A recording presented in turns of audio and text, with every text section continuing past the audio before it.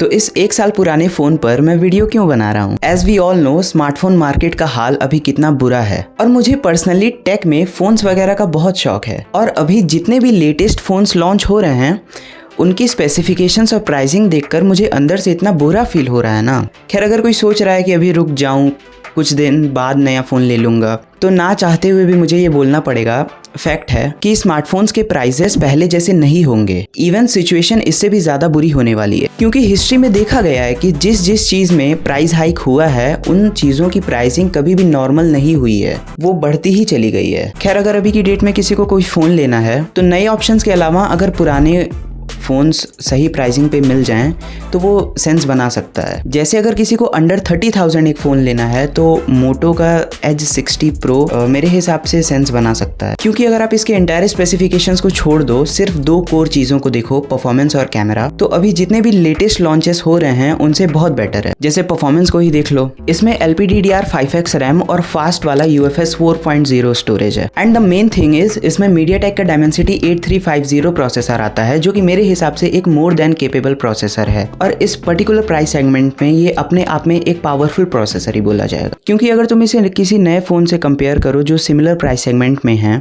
तो डायमेंसिटी 7300 या 7400 या स्नैपड्रैगन का 7S Gen 4, 6S Gen 4 वगैरह, तो ये सब तो स्टैंडर्ड हो गया है। एंड उनके कंपैरिजन में पता है ये कहाँ स्टैंड करता है? अंतुतु स्कोर में डायमेंसिटी 8350 डायमेंसिटी 7300 के ऑलमोस्ट डबल स्कोर लेता है। एंड ज्यादा स्कोर खेल के कंफ्यूज नहीं होते हैं, बस ये मान के चल सकते हो कि अभी के लॉन्च हुए फोन से ऑलमोस्ट डबल परफॉर्मेंस है इसकी। कुछ कंपनीज तो ऐसा कर फोन लॉन्च कर रही हैं कि इस प्राइस में डायमेंसिटी 6300 दे रहे हैं।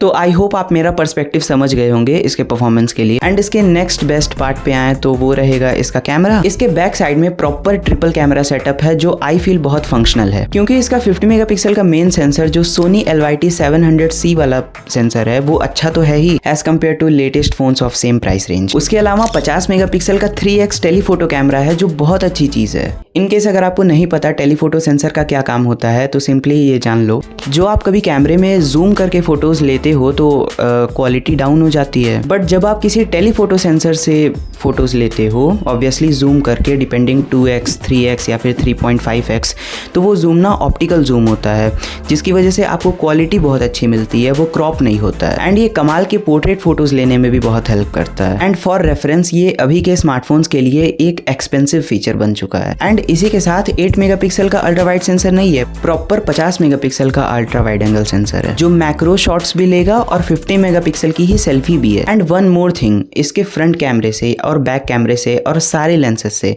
आप 4K 30 FPS की वीडियो रिकॉर्डिंग कर पाओगे, जो कि अगेन रेयर चीज हो गई है इस प्राइस पॉइंट पे। मतलब इस फोन का कैमरा सेटअप मेरे हिसाब से अपने आप में बहुत स्ट्रांग बोला जाएगा एंड अभी के लॉन्चेस के कंपैरिजन में बहुत आगे है। एंड प्लीज आप मोटो H60 Pro का डिटेल्ड कैमरा रिव्यू जरूर देखना, किसी भी क्रिएटर का देख सकते हो आप बेटर आइडिया के लिए। एंड अगर आप इसके बाकी स्पेसिफिकेशंस को देखो तो मैं आपका ज्यादा टाइम नहीं वेस्ट करूंगा, हर एक डिपार्टमेंट में ये आपको एक वैल्यू देता हुआ ही दिखेगा। बस कुछ चीजें ध्यान देना, जैसे इसमें डिस्प्ले तो बहुत बढ़िया है लेकिन ये एक क्वाड कर्व डिस्प्ले है और साइडों से ये कुछ ज्यादा ही कर्व है, तो ऑब्वियसली केयर ज्यादा करना पड़ेगा। एंड टेम्पर्ड वगैरह, तो हैप्टिक्स वगैरह इसके अच्छे हैं बट UI में और ज़्यादा अच्छी तरीके से इम्प्लीमेंट किया जा सकता था if we compare it to Color OS और ऑक्सीजन OS। मेरे हिसाब से ये कोई बड़ी इशू नहीं है। एंड इस प्राइस पे आपको वायरलेस चार्जिंग भी एक्सपीरियंस करने को मिल रहा है 15 वॉट का, 90 वॉट की फास्ट वायर्ड चार्जिंग भी है, बैटरी भी डिसेंट 6000 mAh की मिल जाएगी, स्पीकर्स भी अच्छी क्वालिटी के हैं, डॉल्बी एटमॉस वाले। कुछ ब्रांड्स तो अब सिंगल स्पीकर भी देने लग गए हैं इस रेट में। खैर बाकी डिटेल्स अगर आपको जाननी है तो फ़ोन काफ़ी पहले आया था, आप बहुत सारी वीडियोस देख सकते हो। और अगर आपको लग रहा हो किसी वजह से कि ये